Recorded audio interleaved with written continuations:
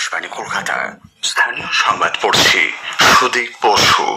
প্রথমে বিশেষ বিশেষ খবর।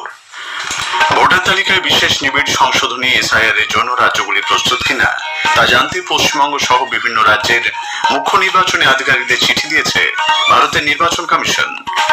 কসবা সাউথ ক্যালকাটা ল কলেজে গণধর্ষণ মামলায় আজ আলিপুর আদালতে চার্জশিট জমা দিয়েছে পুলিশ।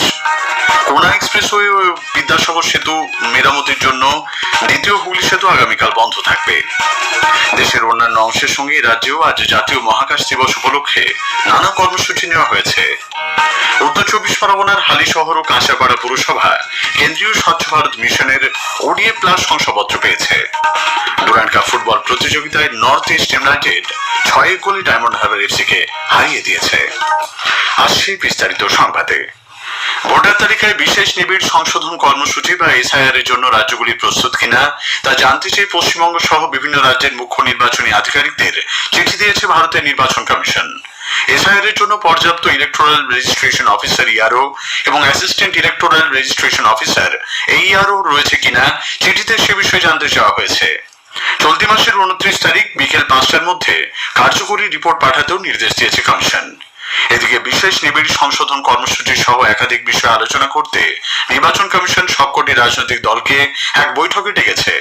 কলকাতায় মুখ্য নির্বাচনী আধিকারিকের দপ্তরে এই মাসের 29 তারিখ এই বৈঠক অনুষ্ঠিত হবে বলে খবর। বৈঠকে মূলত রাজ্যে বর্ধিত বুথের খসড়া তালিকা নিয়ে আলোচনা হবে। পাশাপাশি এসআইআর চালুর প্রস্তুতি এবং সেই উপলক্ষে রাজনৈতিক দলগুলির তরফে বুথ লেভেল এজেন্ট নিয়োগের বিষয়টিও আলোচ্য সূচিতে রয়েছে। অবৈধ ভোটার কার্ড রোধে নির্বাচন কমিশন কার্ড বিতরণের ক্ষেত্রে কড়া নজরদারির সিদ্ধান্ত নিয়েছে। ডাক বিভাগের তরফে ভোটারদের কাছে এপিক বা ভোটার পরিচয়পত্র পৌঁছে দেওয়ার সময় ছবি সহ ডিজিটাল এভিডেন্স বা প্রমাণ সংগ্রহ করা হবে। সেই তথ্য ডাক বিভাগের কাছে 6 মাস পর্যন্ত সংরক্ষিত থাকবে। পরে তা রাজ্যের মুখ্য নির্বাচনী আধিকারিকের দপ্তরে জমা দিতে হবে ডাক বিভাগকে। সম্প্রতি এক বৈঠকে এ বিষয়ে সিদ্ধান্ত হয়েছে। বৈঠকে উপস্থিত ছিলেন ডাক ও তার বিভাগের আধিকারিক এবং সরস্বতী প্রেসের প্রতিনিধিরা। এবার থেকে সরস্বতী প্রেসে কার্ড ছাপার পর তা সরাসরি জিপিও মারফত ভোটারদের ঠিকানায় পাঠানো হবে।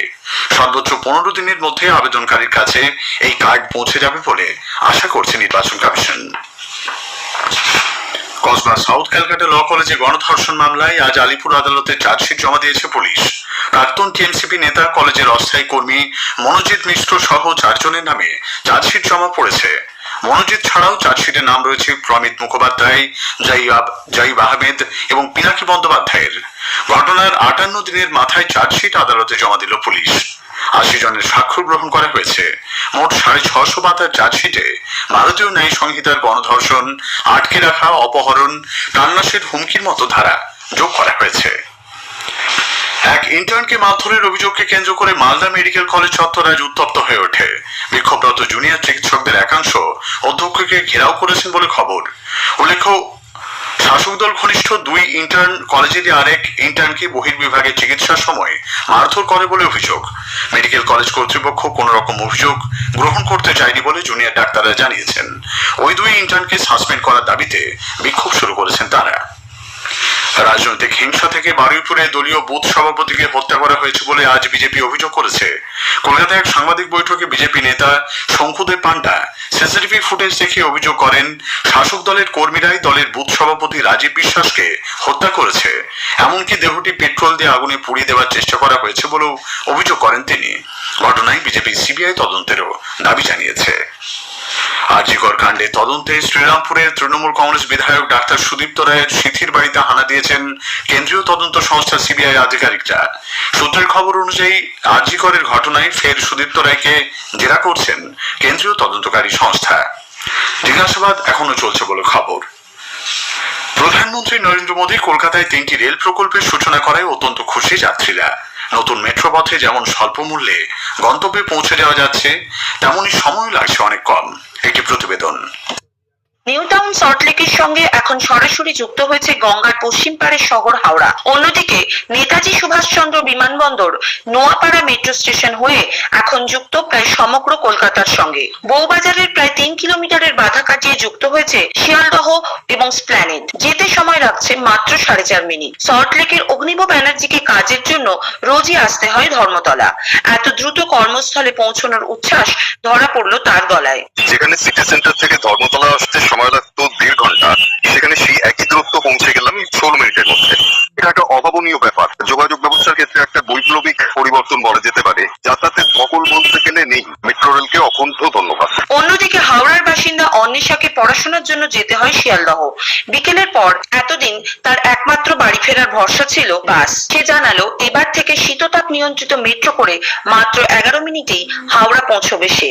কলকাতা মেট্রোতে আজ আমি শিয়ালদা থেকে হাওড়া ময়দান পর্যন্ত এলাম। এত কম সময়ে যানজট এড়িয়ে যে আসতে পারবো তা ভাবতেও পারিনি।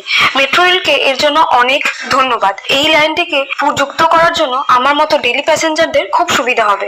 কাশফিন নাহার, আকাশবাণী সংবাদ, কলকাতা। রাজ্য সরকারের সহযোগিতা ছাড়া রেল প্রকল্পের বাস্তবায়ন সম্ভব নয় বলে মন্তব্য করেছেন প্রবীণ কংগ্রেস নেতা অধীর রঞ্জন চৌধুরী। সাংবাদিকদের প্রশ্নের জবাবে অধীর বাবু রাজ্যে কয়েকটি রেল প্রকল্পের কাজের ক্ষেত্রে রাজ্য সরকারের বিরুদ্ধে অসহযোগিতার অভিযোগ তুলেছেন। এরকম এই প্রকল্প আমি চেষ্টা করেছিলাম প্রাণপণে সম্পূর্ণ করে যেতে পারিনি। এই প্রকল্প কিন্তু স্যাংশন প্রকল্প, কিন্তু আজ নয় কাল এই প্রকল্প হওয়ার কথা। এখন নির্ভর করবে রাজ্যের তাগদা, সেখানকার এমপিদের তাগদা, আর ভারতবর্ষের যে সরকার, সেই সরকারের এই রেল প্রকল্প করার ক্ষেত্রে তাদের সহযোগিতা। এই তিনটে যদি এক হয়, রেল প্রকল্প না হওয়ার কোনো কারণ নেই। স্থানীয় সংবাদ শুনছেন আকাশবাণী কলকাতা কেন্দ্র থেকে। কোনা এক্সপ্রেসওয়ে বিদ্যাসাগর সেতুর একাধিক অংশে পরিকাঠামো উন্নয়ন সংক্রান্ত কাজের জন্য দ্বিতীয় হুগলি সেতু আগামীকাল 16 ঘন্টা বন্ধ থাকছে। ভোর 5টা থেকে রাত 9টা পর্যন্ত সেতুর ওপর দিয়ে কোনো যান চলাচল করবে না বলে কলকাতা পুলিশের তরফে এক বিজ্ঞপ্তিতে জানানো হয়েছে। এই সময় যানবাহন বিকল্প পথে ঘুরিয়ে দেওয়া হবে। দেশের অন্যান্য অংশের পাশাপাশি আজ রাজ্যেও জাতীয় মহাকাশ দিবস উপলক্ষে নানা কর্মসূচি নেওয়া হয়েছে। এবারে দিনটি পালনের মূল ভাবনা আর্যভট্ট থেকে গগনযান, প্রাচীন প্রজ্ঞা থেকে সীমাহীন সম্ভাবনা। প্রধানমন্ত্রী নরেন্দ্র মোদী এই উপলক্ষে মহাকাশ গবেষণার সঙ্গে যুক্ত দেশের সকল বিজ্ঞানী এবং যুব সম্প্রদায়কে শুভেচ্ছা জানিয়েছেন। आज भारत सेमी क्रायोजेनिक इंजन और इलेक्ट्रिक प्रोपल्शन जैसी ब्रेक थ्रू टेक्नोलॉजी में तेजी से आगे बढ़ रहा है। जल्द ही आप सब वैज्ञानिकों की मेहनत से भारत गगनयान की उड़ान भी भरेगा और आने वाले समय में भारत अपना स्पेस स्टेशन भी बनाएगा।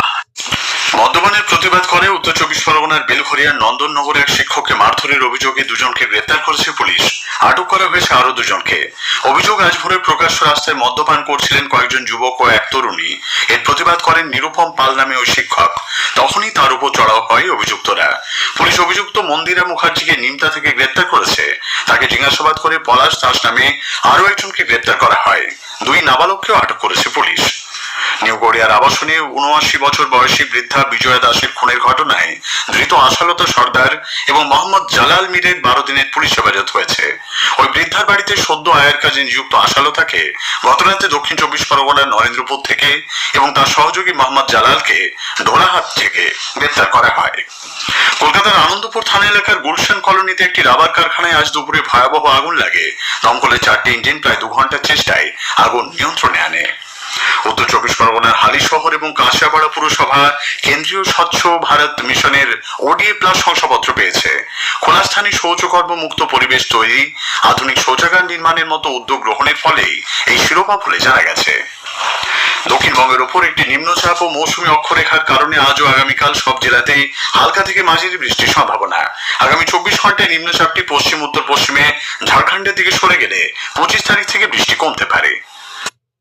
মেনলি পশ্চিমের জেলাগুলো যেমন পুরুলিয়া, ঝাড়গ্রাম, বাঁকুড়া, পূর্ব পশ্চিম বর্ধমান, বীরভূম, এক্ষেত্রে মুর্শিদাবাদ, নদিয়া, উত্তর দক্ষিণ 24 পরগনা। 24 তারিখে মেনলি উপকূলের কাছাকাছি যে জেলাগুলো রয়েছে যেমন দক্ষিণ 24 পরগনা, পূর্ব পশ্চিম মেদিনীপুর এবং পার্শ্ববর্তী পশ্চিমের কয়েকটা জেলা, এই জেলাগুলো 2-1 জায়গায় ভারী বৃষ্টির সম্ভাবনা। বিভিন্ন নদীর জলস্তর বেড়ে যাওয়ার ফলে আজ সকাল থেকে জলমগ্ন বাঁকুড়া জেলার বেশ কয়েকটি সেতু এবং রাস্তা। ঝাড়গ্রাম জেলাতেও জল বেড়েছে। ডুলুং নদী জাম্বন এলাকায় কজের ওপর দিয়ে বইছে জল। গতবারের বিজয়ী নর্থ ইস্ট ইউনাইটেড এফসি 134তম ডুরান্ড কাপ ফুটবলে চ্যাম্পিয়ন হয়েছে। সল্টলেকে যুব ভারতী ক্রীড়াঙ্গনে আজ ফাইনালে তারা 6 গোলে ডায়মন্ড হারবার এফসি কে হারিয়ে দেয়। শেষ করার আগে স্থানীয় সংবাদের বিশেষ কিছু অংশ আরো একবার। ভোটার তালিকায় বিশেষ নিবিড় সংশোধনী এসআইআর এর জন্য রাজ্যগুলি প্রস্তুত কিনা তা জানতে পশ্চিমবঙ্গ সহ বিভিন্ন রাজ্যের মুখ্য নির্বাচনী আধিকারিকদের চিঠি দিয়েছে ভারতের নির্বাচন কমিশন। কসবার সাউথ ক্যালকাটা ল কলেজে গণধর্ষণ মামলায় আজ আলিপুর আদালতে চার্জশিট জমা দিয়েছে পুলিশ। স্থানীয় সংবাদ শেষ হলো, এরপর খেলার খবর 8টা বেজে 10 মিনিটে।